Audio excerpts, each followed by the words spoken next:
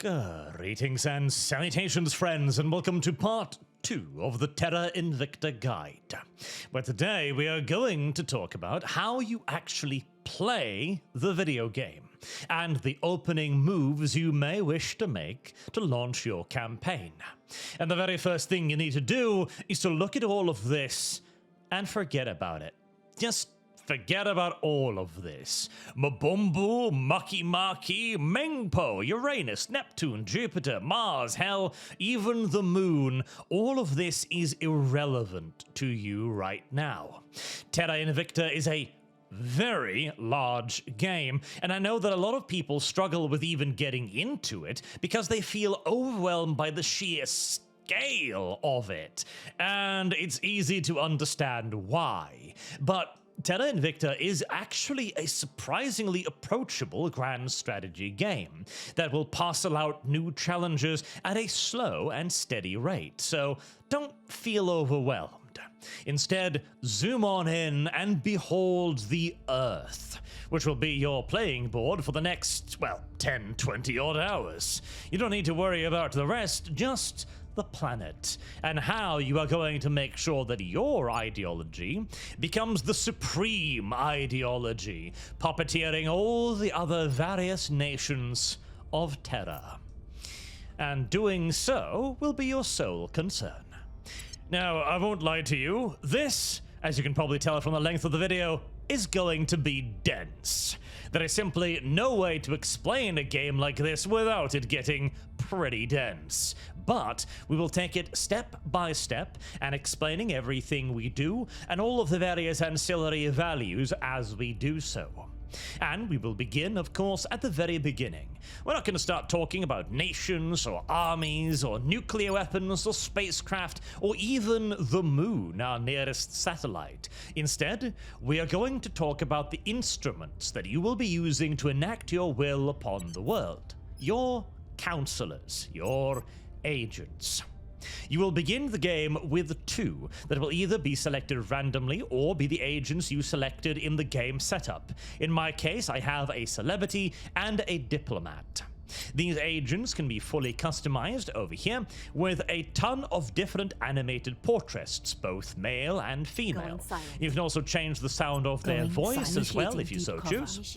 Although I would highly recommend, by the way, that you install one of the anime portrait mods simply because, frankly, it's a lot easier to tell them apart when they're brightly colored anime girls. At least I think so. And it'll make it a lot quicker to remember who is supposed to do what. Who's your negotiator, who's your assassin, who's your enforcer, and so on.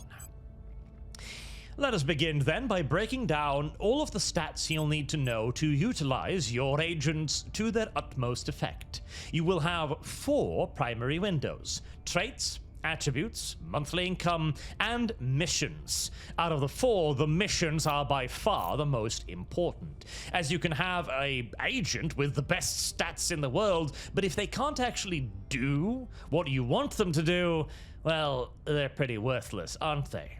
Let's begin with the easy ones, though: traits.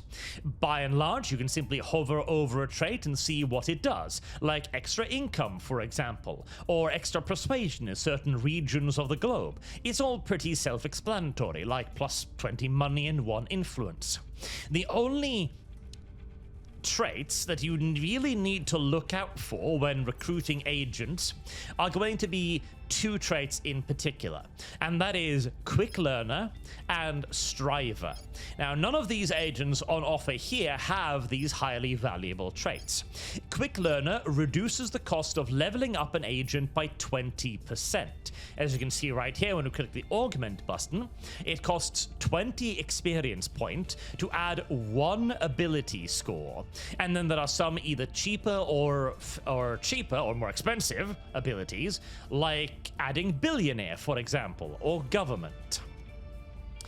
This Quick Learner trait reduces the cost of everything by 20%, meaning that you have to pay 18 XP for a new ability point instead of 20, and Striver reduces it by 30%.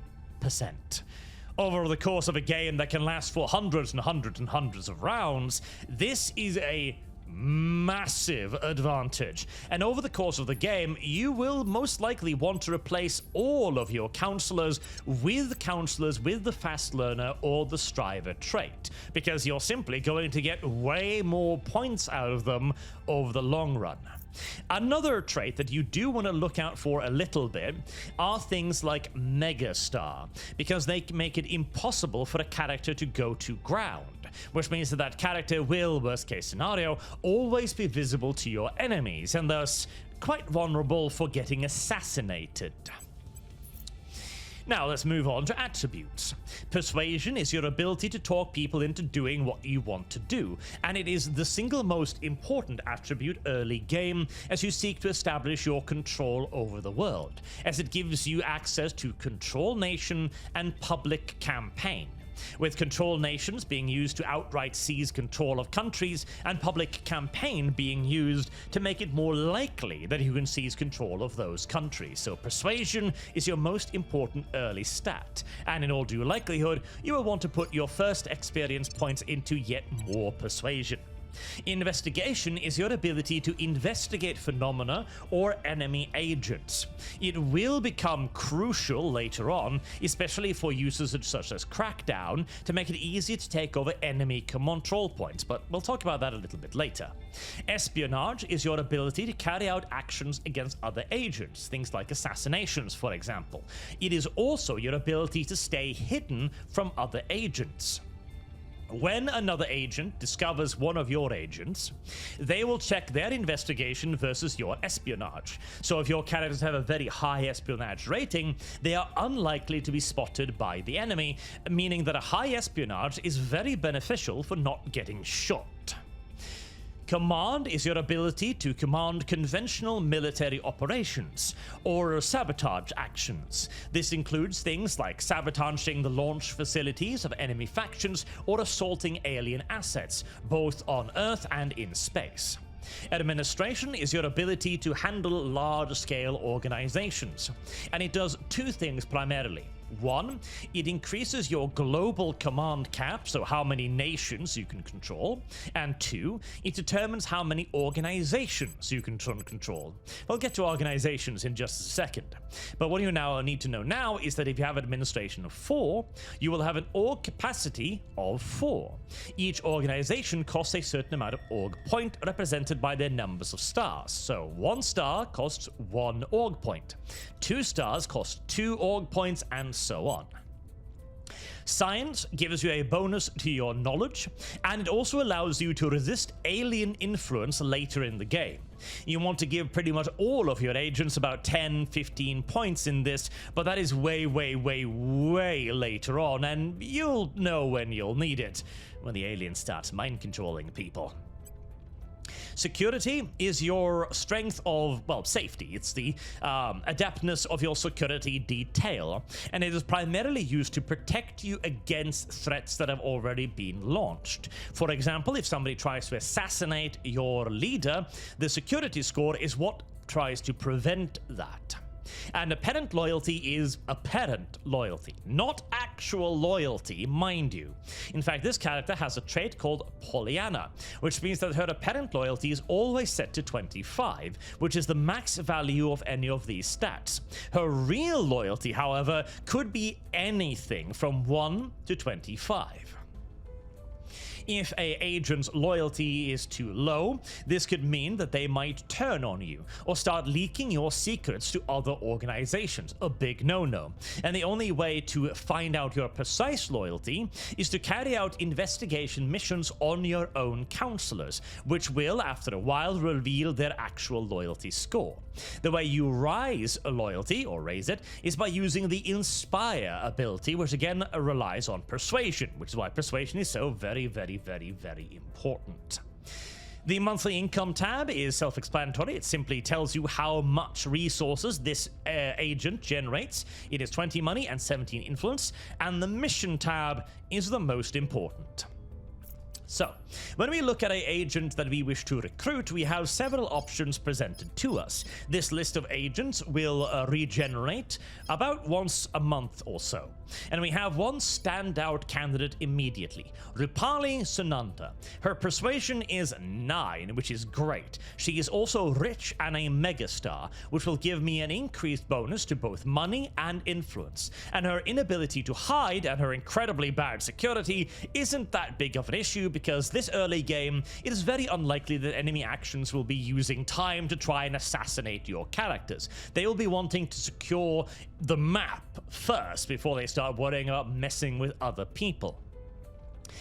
Now, as we're going to use her as a persuasion character, we then need to check her missions. She has Control Nation, she has Public Campaign, Turn Counselor, and Inspire. This is the holy grail right here. She has every persuasion ability I want her to have. She is a perfect influence character. The only thing that could possibly have made this better was if she was a quick learner or a striver as well. So this is a absolute no-brainer hire right there. Now, there are ways to give access to missions that you do not have. For example, Bennett Lamont here. Now, he has the crucial ability to investigate alien activity, which is why we selected Diplomat. But you may notice he does not have a public campaign, which means it makes him a less than ideal persuading character. We have, however, Pisces advertising in the org market right here, which gives public campaign mission, so we will purchase that right away as well to make up for that one weakness. As there are cases where you can use an organization to grant yourself an ability that the character himself does not have. He's also got 48 experience, so he can dump another couple of points in persuasion to make him more likely to fulfill his missions. The recruited characters may also occasionally come with some experience points like this, so we'll give her 1 point in that as well. Now, organizations. Organizations are the easiest ways to add attributes to your characters. For example, Kane's security here has +1 to investigation and +1 to security. Normally, that would take 40 XP, which is 40 turns, as the way you gain experience points is by taking one of your characters and assigning them to a mission. Regardless of whether or not that mission fails, at the end of the turn, she will gain 1 experience point. So long as you keep your agents busy, they will always gain 1 experience point. And that is going to take a very long time. They are also a great way to gain access to ancillary abilities and stats too, like money, influence, and knowledge. As we can look at Antagri's research group here, it gives us +30 knowledge and 1+ to our science ability. Others will give you access to extra money, for example, and they might also give benefits to national interests, like Zenobia Brands gives you 1+ to economy, which simply means that your economy is going to go 1% faster. And this is on a global scale, so these are absolutely benefits worth stacking. You may also notice that there are little flags on the top of some of them. Now, the flags are important because the nationalities of your agents are important. If you want access to the 10th US Special Forces Group, for example, you don't just have to pay the cost of the organization, which in this case is 100 influence. You also either need to own the United States of America or have a counselor from the United States of America to be able to purchase this organization, because it is headquartered in the Denver region. Simultaneously, Office 39 can only be bought if you have a North Korean agent or if you control North Korea. This adds an extra layer of complexity to which agents you want to recruit, because recruiting an agent, say from, for example, Israel, will give you access to Mossad, which is a very, very powerful and skilled organization, and even makes it so that recruiting somebody from Afghanistan, which will give you access to, I kid you not, Al-Qaeda, is also very, very tempting.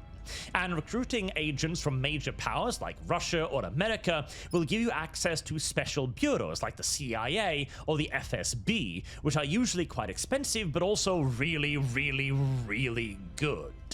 That is a bit more of an advanced strategy, however, so don't worry too much about that right now.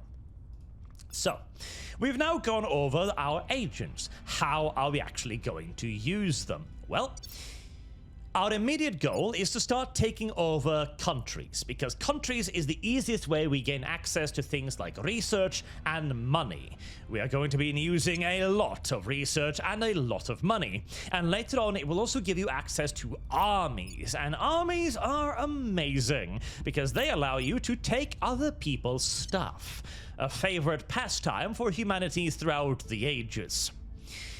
We then need to think about what we are going to do and what nations to take first. There are, generally speaking, 3 options that you want to start with, although I would highly recommend that you do one little trick first, and that is to send all of your agents to capture this silly little nation over here called Kazakhstan. I'm here. The reason why we take over Kazakhstan is because it is in possession of a very, very rare resource. In fact, it is the 4th largest producer of this resource in the world, namely Boost.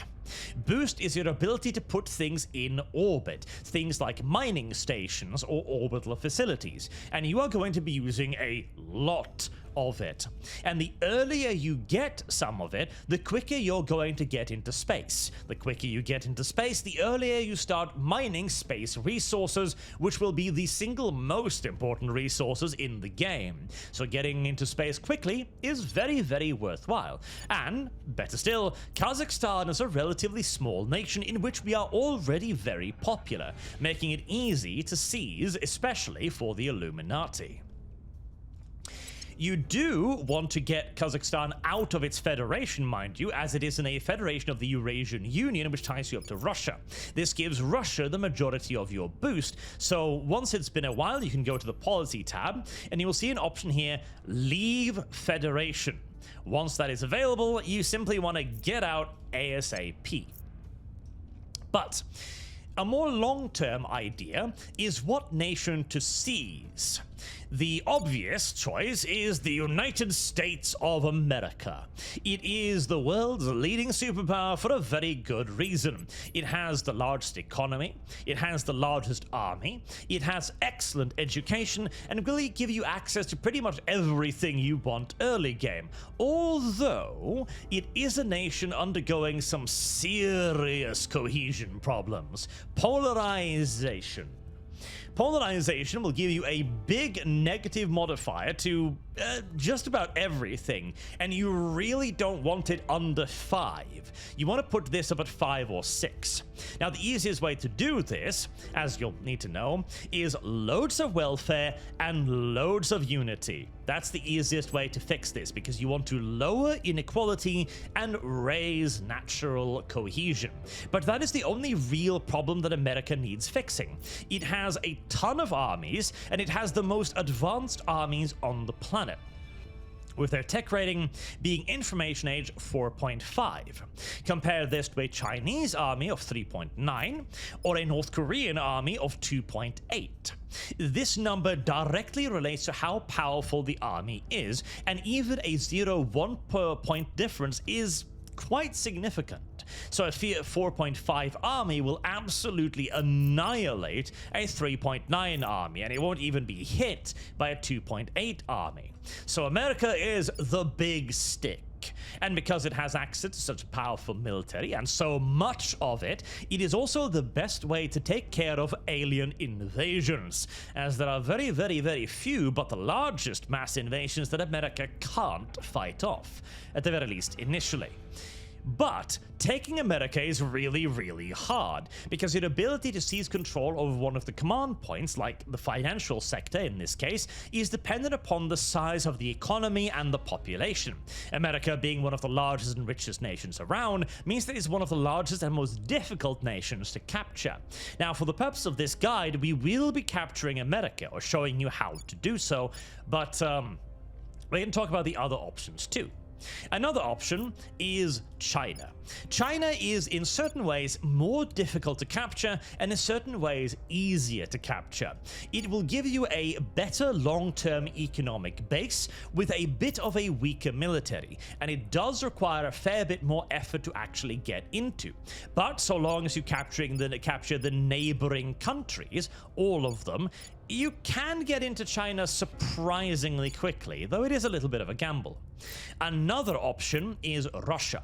Russia's kind of like mini America. It's got most of the things you want, but in smaller quantities. It's got armies, it's got tech, it's got economies, and it doesn't have any massive issues with inequality or cohesion. And it's also very easy to get into to begin with. And an honorable mention must go to the European Union. See, the European Union doesn't begin as an actual formed nation. It begins as a series of smaller countries all in the same federation, the European Union, meaning that first you need to capture one of the countries, like the United Kingdom, France, or Germany. Those are the primary ones, as they will give you a good access to economy and research. Once you have done this, you need to start capturing all of the European powers, as when you do, you will have the ability to unify these countries into the European Union. This is what is called a federation. So, there are coalitions of countries that have federations, which gives them the ability to unify each other either peacefully or via military means. For Russia, for example, it is in the Eurasian Union, which means it's in a federation with Kazakhstan. It also will have some claims on regions like Azerbaijan, for example, or other countries like Belarus here, for example, the Eurasian Union. If as Russia, you invade a place that you have a claim on, you will be able to take that region and join your nation directly. If you do not have a claim, you cannot simply integrate the region into Russia. You will instead place your faction in charge of the country, but the country will remain intact. The beauty of a federation is you don't even need to invade. If you capture all of the control points in France and all of the control points in Germany, then round about September of the first year, you can simply make the two nations join together into a much larger nation. And as the EU has claims on basically all of Europe, that is one hell of a superpower in waiting. It does require quite a bit of work and a bit more of an advanced knowledge of how the game does function, but a unified Europe, it is probably the single greatest superpower on Earth, especially if you can unify it early. But we're not going to worry too much about that. We're going to focus on America for now. So the last thing you want to do before you click confirm assignment is having a look at your research tab. This is another moment where a lot of people go, nope, not going to play this game, as they see the research tab. Yeah, it's a bit of a kick in the balls, isn't it? Yeah, but don't worry, it's nowhere near as bad as it looks, okay? The only thing you need to worry about to begin with is these four options. That's it. We'll talk more about research in specifics later on in a separate video. For now, all you need to do is figure out what resource you want an injection of. Most of the time, early on, that's simply going to be money, so you select commercial research. You will also notice that there are two different sets of bars here. This is your research, the research that benefits you and you alone. This is where you research specific things like an engine, or an action, or the ability to build space stations, for example. Whereas these are global research. Everyone feeds into these. This is why you see these little numbers. So if I was to put one dot in here, then I am splitting my research 50-50. 50% towards my research, 50% towards we are not alone. To begin with, ignore that. Just concentrate on your own research and leave the global research to the AI. Later on, when you have a firm research basis, you want to start competing for these, because the faction that places the most research points into a global research gets to pick the next one. This is very, very important because it allows you to choose what research you're going to be focusing on. If you want to go to the moon, for example, you need outpost Habs, then mission to the moon. If the AI keeps just ignoring that, you'll never get to the moon. Now, they'll pick it eventually, but obviously you want to be choosing what research is made next. In particular, you really want to focus on one particular research early on, and that is covert Is it covert operations or I need to remind myself. Right, it is clandestine cells. That's the one. Clandestine cells. So if we look at the tech tree, full search, clandestine cells, which I believe is, there we go, we are not alone. Under we are not alone on the full tech tree, it does take some getting used to this, and clandestine cells. There we go. Clandestine cells is one of the things you want to unlock the earliest because it gives you access to another operator slot, a new agent, which is a very, very, very, very big deal. So you want to set that as a research target to remind yourself to go for it, as getting new agents is very important. And your next focus then will be covert operations to get the full suite of agents available to you. Right then, that's all you need to know immediately, so let's click Confirm Assignment. Once you do that and you unpause the game, the simulation will begin. During this time, orbital mechanics will be in work, stations will be spinning, fleets will be moving, all of that, and the AI will be carrying out its missions. You will also be given a few permanent decisions early on, which Operations Section report here, select Management Team, where you get to choose a permanent buff, lobbyists and influencers plus 3 monthly influence, scientists and engineers plus 15 monthly research, officers and operators plus 50 to your ops budget right there, or financiers and investors, which gives you 10 money per month. I prefer scientists and engineers because you're pretty much always going to want research, and 15 research, although it's not a lot, it's something, and you're probably going to need it more than money or influence early on. Then you have the UN Security Council meeting. This is another scripted event where you have 3 options. Remain in the shadows, which will give you a nice amount of ops, which you don't need early on. It can be safely ignored. Quietly stay as support to the Archistan Supremacy, which is my custom named organization, which grants you a small public opinion boost. Again, not very valuable unless you're specifically going for something like China, and even then it's not really worth it. Or deliver our manifesto to the world, grants a public opinion boost around the world, and most importantly, gains you 50 influence. Now, they are here to this will also expose you to your enemies, as you are publicly declaring, here we are, these are our members, this is what we are doing, which will give you these icons right here on your advisor's portrait. These icons means that your counselor believes that they have been spotted by a representative of one of these factions. Normally, that does not mean that they have been spotted for sure. It simply means that the counselor believes they have been spotted. It could be a false positive. Additionally, this warning icon doesn't go away. So say that one of your counselors believed they had been spotted by Humanity First. Okay. 1 turn later, the icon will still be there, but there's no guarantee that Humanity First still has any information on your agent. Early game, you don't need to worry about this. Again, it's very unlikely that any of the AI will start assassinating people in the first 100-odd turns, so just ignore it. Eventually, you will want to use a go-to-ground mission to clear it. And we got triple control over Kazakhstan. Brilliant. Additionally, since we got a big influence boost, we are going to go back to recruiting and pick up Irene Meister right here. The reason why we're picking up Irene is because she possesses the next set of missions we really, really want.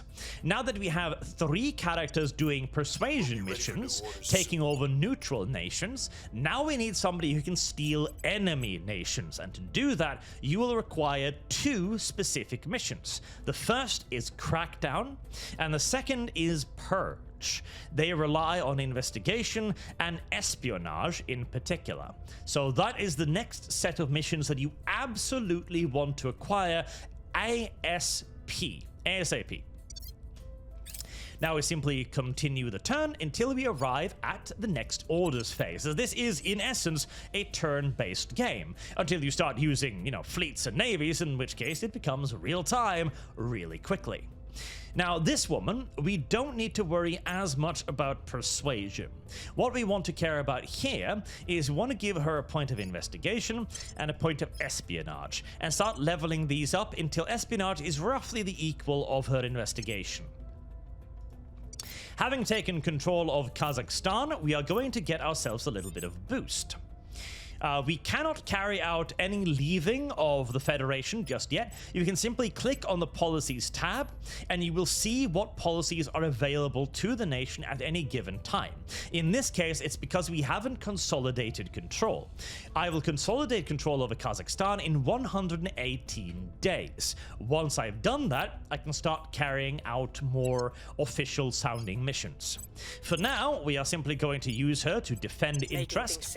Defend interest locks down these points, meaning that it is very unlikely that an enemy is going to be able to take them from you using the aforementioned crackdown and purge missions. Ready for my mission. Now that we've got Kazakhstan, we've got a little bit of boost bonus, we can start worrying about America. So, obviously, moving directly into America is not going to do diddly shit, as our ability to influence America is 12.1, 9 from persuasion, 2.1 from popular support, which is represented by this pie chart right here, and 1 from family ties, opposite 28.1 due to the size of the national economy. That's not going to work. So how do we get into America? Well, we start seizing control of neighboring nations, beginning often with Mexico. What we will do now is we'll start trying to take control of Mexico. We're going to do so, somewhat weirdly, by going for Guantanamo right off the bat. And then another agent goes to Mexico. Let's see, do we have any influence we can spend? We do. To boost your opportunity to take over a nation, you can spend resources like influence or money. As we are earning 92 per turn, I am more than happy to put 2 points in this. And this is just a straight boost to your counselor's abilities. So if we start with nothing, 65% chance. Not bad, but for a measly 2 points, I can make that a 79% chance. More than worth it. Off she goes. Where do you need? Bennett Lamont has a way worse chance. He would need 4 points for a 73%, which isn't terrible, but it's not great.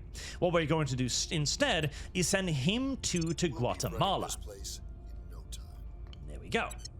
And for now, we will simply confirm assignment again and let another turn Securing pass. our interests. You are also going to want to customize the nations as you gain control over them. So this you do via the priorities tab. We were unable to establish control. All right, 1 success, 1 failure, 1 success. Lovely. Okay, not too bad, not too bad. You customize your nation's focus via the priorities tab, as you see right here. And before that, I'm here. I'll show you this too.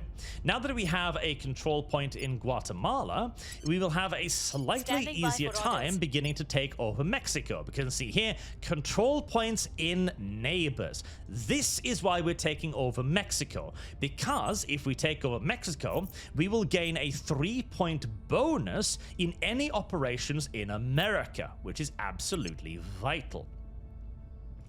Now, America's borders are a bit unclear. I do believe the smaller island nations actually do count as borders, but in a country like China, it's easier to see. If you want to take over China, going straight into China isn't going to work. You take over Vietnam, Laos, Myanmar, Bhutan, and Nepal instead, giving you a huge bonus to your operations in actual mainland China. But let's give out some more orders. So our most competent talker, which is Rupali Sunanda, will continue to keep trying to convince the Mexicans that I am in fact their friend. Ready to go. The others will be sent to other countries, specifically to Norway and Sweden. These are countries that are relatively easy to take over because they don't have that many people in them. They have incredibly tremendous populations, GDP, but not a lot of people. This is very, very valuable, as we will use them as piggy banks for our future development. Now, Kazakhstan, as I mentioned, we only really want Kazakhstan for its boost. The only value here we really give a crap about is boost and keeping a hold of the nation.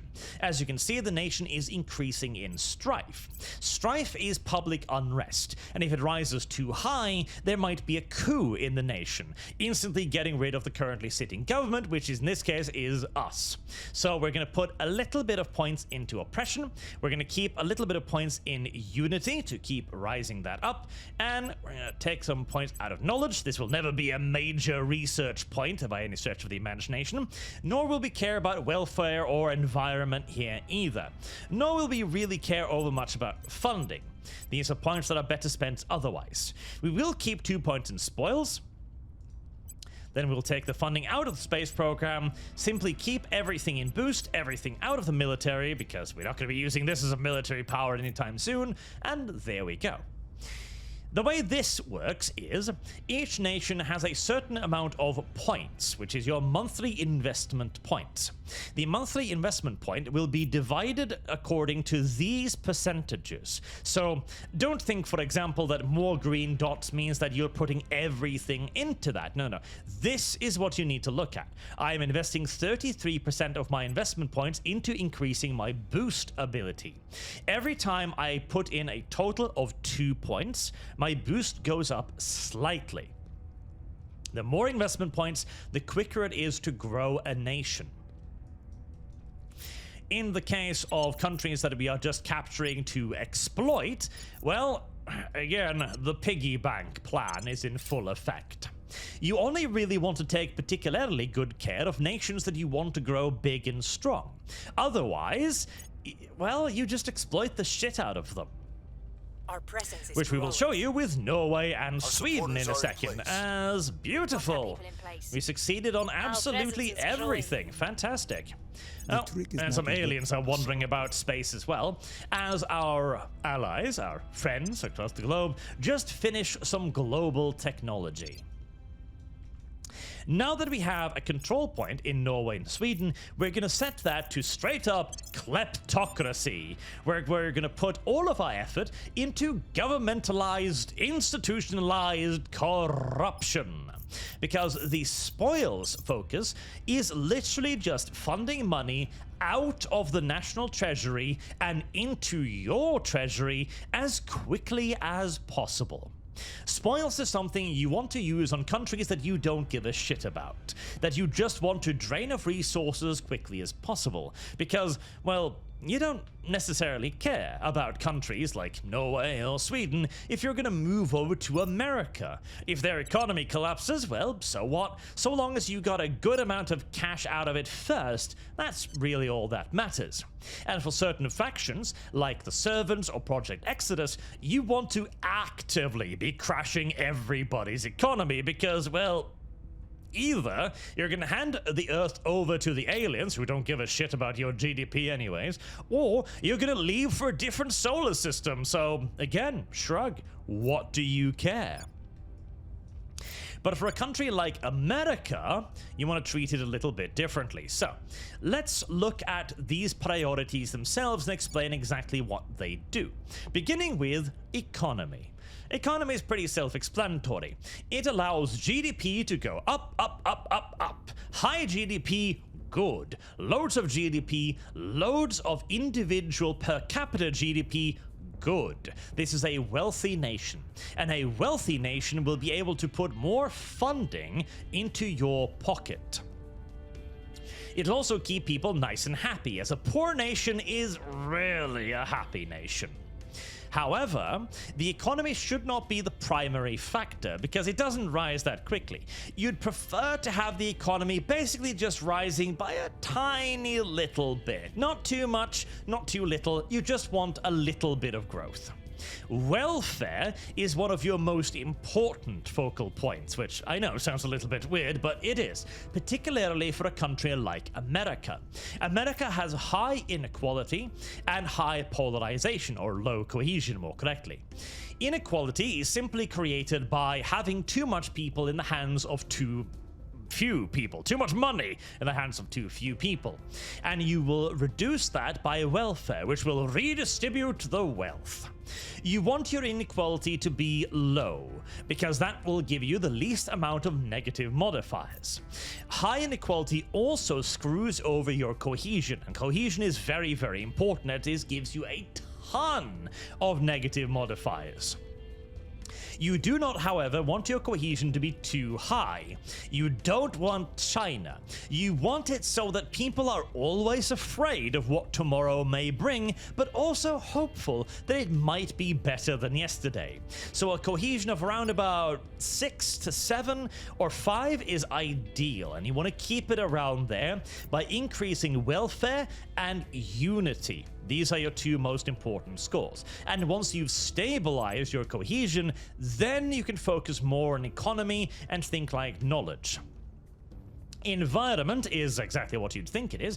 It is building better, more sustainable factories. You want a little bit in this at all times. You want this arrow to be green and up as early as you can, because climate change is really devastating in this game, and it will give you massive hits to your overall economy via random events late game. So you want to get this on the up and up as soon as possible. Don't invest much in it, but just enough to keep you in the green. Knowledge is obviously your research. That is going to be a primary point of investment for a lot of your nations, as more research means better warships, better guns, and better everything. Government determines your democracy score. This is only really important if you're planning peaceful annexations of countries. For example, if you want to peacefully annex Canada, which you can do via a research goal, your democracy score must be within 1.5 points of Canada's democracy score. If it is not, you cannot peacefully annex Canada. Now, there is a bit of a bug at the moment that means that sometimes, even if you are within 1.5 points, you still can't do it. You'll have to invade them anyway, but that is how that is supposed to theoretically work. But a flawed democracy is entirely fine. You don't want it too low authoritarian, and you don't really want it too high like a full democracy either, which, by the way, is a very misleading term, but details. Government is the best way to increase your government score, but 9 times out of 10, you don't need to worry too much about that, unless you're trying to drag China out of an autocratic state. Unity, as mentioned, is primarily used against your cohesion stat. Oppression is a funny one, because it's used for 2 things. 1, taking care of rebels that are raising the insurrection score in your country and making sure that you don't get flipped entirely. It is also one of the best ways to flip an enemy nation that is heavily fortified. Say, for example, that Iran was owned by the servants, and they've got it locked down tight. It's got a sizable economy, all of the command points are guarded, and your chance to actually crack down and break one of them manually is like 2 or 3%. The easiest way to deal with Iran then is to utilize a bunch of characters with high command skills to increase unrest in the nation constantly until you hit the max. At which point, you can institute a revolution and flip the entire country overnight. Excellent way to take care of an undeserving dictatorial regime. It is also used to lower democracy score. If you want that aforementioned peaceful annexation, but the other country is just too damn big of a goody two-shoes, slamming maximum oppression in the country for a couple of years is going to bring that democracy score down real nice and real quick. Funding is funneling money legally and properly into your faction without any negative effects to the country. Every time you invest 1 point, you get 16 more cash per year. This counter up here, if you hover over it, you will see your monthly and your annual income. You can change between the two so that it displays either monthly or annual. I prefer monthly because that's a lot easier to tell what exactly you're going to get in the next turn. This will not have any negative consequence on the country, and so you always want a little bit in funding to keep your money growing. Spoils is taking money out of the country a lot quicker, at almost twice the efficiency, but with negative consequences. Now, there are several players that pledge to just going max spoils and ignoring funding entirely, arguing that the negative consequences can be made up for by other focuses, and that they are simply aiming to defeat the aliens before Earth's economy collapses. And that is an entirely valid strategy, but not, I would recommend, for a first-time player. Unless, again, you're playing Exodus, in which case you don't care, or you're playing the Servants and you want the Earth's economy to crash.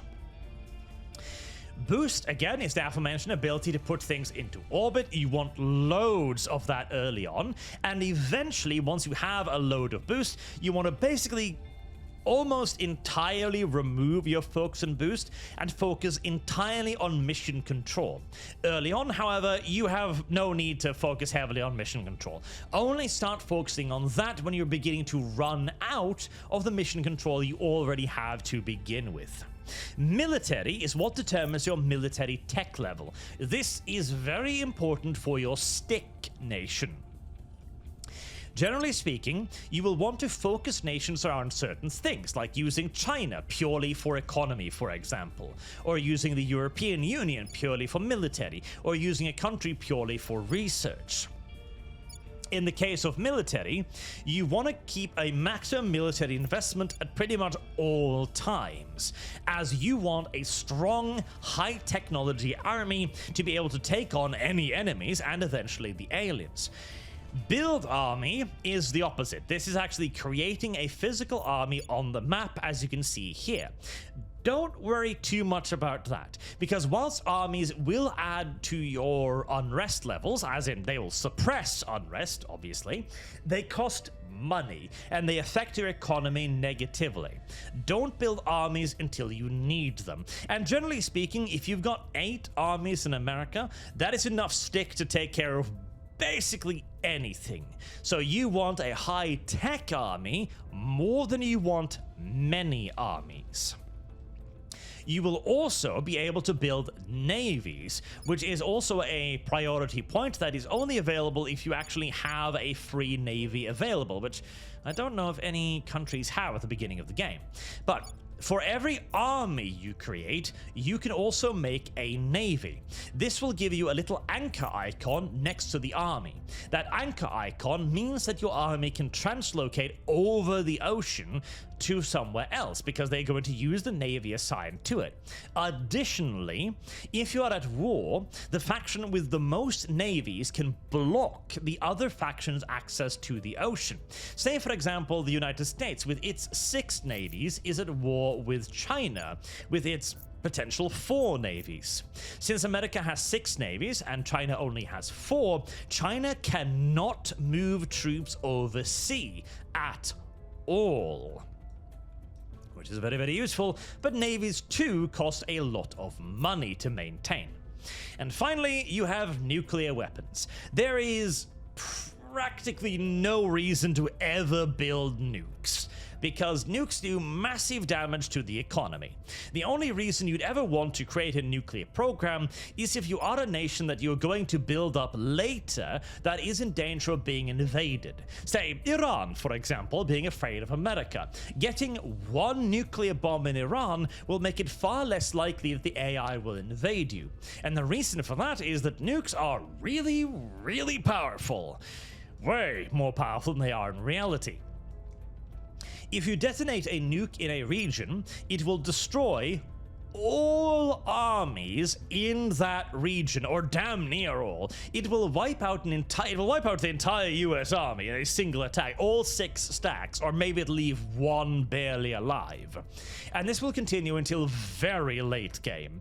Nukes can wipe out armies very easily, which is why nukes are the best way to stop anyone attacking you. And it makes wars between nuclear nations very dangerous, which is why if you want to invade Russia, you better take control of it first and disarm its nuclear weapons before you invade them. Nukes also, of course, do enormous damage to the infrastructure and the economy of whatever place you hit. It kills a lot of civilians, and it destroys a lot of factories and buildings. The only people that want to be using nukes liberally are the servants, and to some extent, the people that want to leave Earth, because, well, you don't care. The servants want to actively use nukes because every nuke you detonate is a massive downgrade to the Earth's economy. And if you detonate enough nukes, well, that's a nuclear winter, which will fuck everyone's economy. And if you can blast apart the majority of the Earth's nations as well, all the better.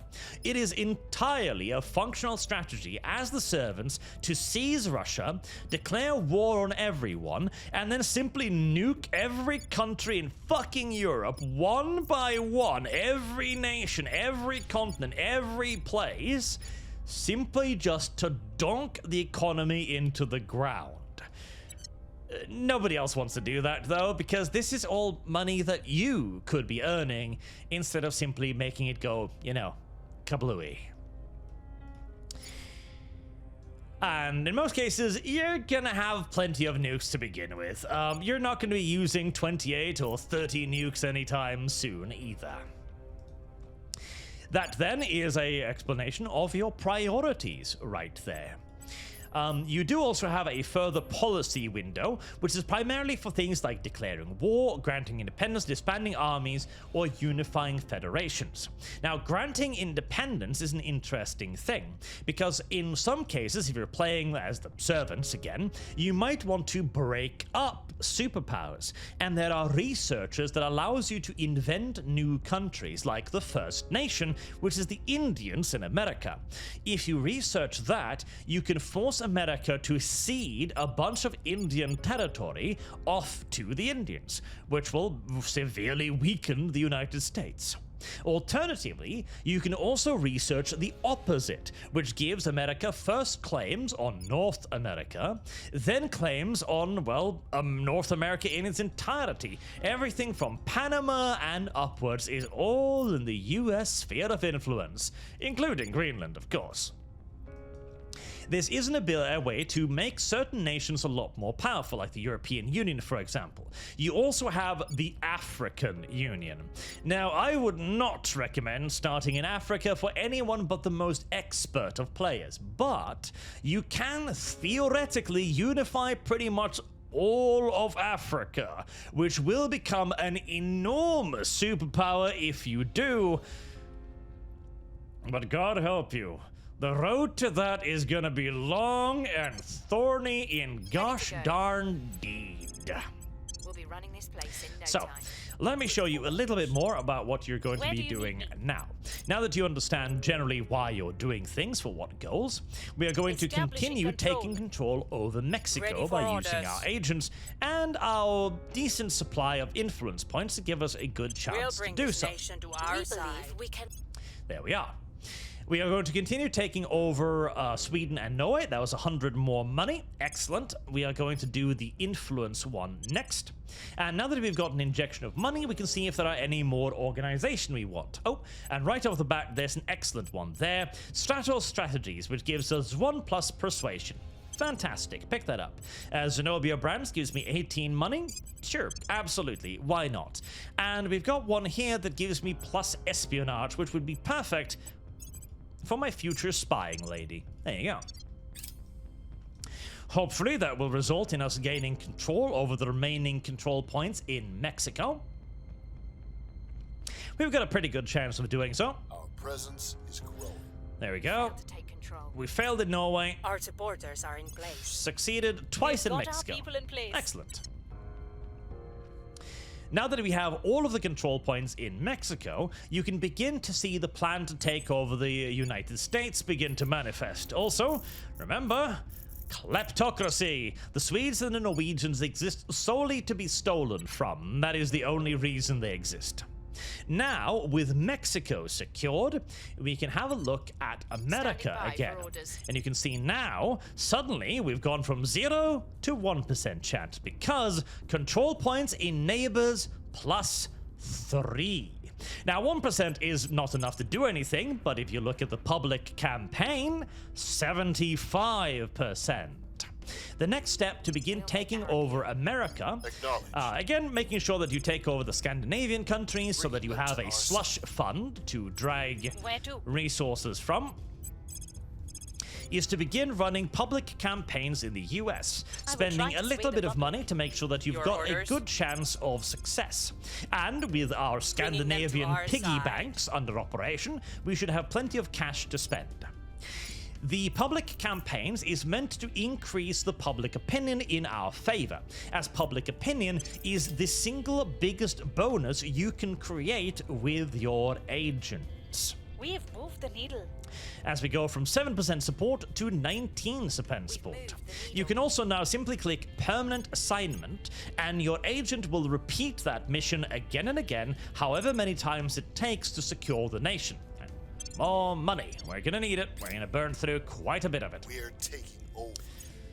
We're taking over. Our piggy banks are growing quite beautifully. As you can see, we are now gaining more and more money every month. As our public opinion grows, our abilities to influence America grows as well. Now we're at 3%. Now 3% is not enough just yet, but if we maximize our influence, 18%. Now an 18% chance doesn't sound like a lot because it isn't, but again, remember, this is a game that takes hundreds of turns to play, and so an 18% chance really genuinely is not that bad. Simply start moving all of your agents over, giving them a decent little chance to start influencing the nations, continuing to grow the piggy banks as you do so. Our people in place. Everything into kleptocracy. Everything into kleptocracy. And very, very soon, advisory team. This one is usually good for international aid because it boosts welfare and knowledge, two things that you will be needing the entire campaign. As we let another term come to an end there, 27% public. But now that failed. Our cause is unjustified to them. We've got our people in place. And we got ourselves another control point. The dreamer. Excellent. We are earning 96.6 influence per turn now, so we can begin to afford to actually put some effort in. We can also level up her persuasion once, and we shall absolutely do so. And now we've got a 27%. That's good enough. Once you start hitting 25 to 27%, simply start carrying out control missions whilst continuing on with the public campaigns. Very, very soon, you'll get your first control point in America. Once you've got one, you'll get a bonus to new control points. So as soon as you're in the door, getting all of the US will be done pretty damn quickly. Once you've got the US, well, then you can start looking about for pretty much any other nations you want to take over, as the world will be your playground. Additionally, you might want to start wielding America's ginormous stick against other uncooperative nations. But that will be the end of this early game guide, as I have now explained the primary mechanics, the primary ways to begin your game, and how to start getting a foothold in the United States of America, which will give you a nice and super powerful start to the game. We are going to produce a few more guides as we've just done the early game. We haven't even touched upon the research tree or space combat or space in general, but that is for a later time. The only thing you really need to know immediately now is the moon. Probably not worth it. You probably want to go straight for Mars because it's going to have way, way better resources, and that boost is going to be a very precious resource for a very long time. Until next time, I've been Arch. Thank you all very much for watching, and I do hope to see you all again soon.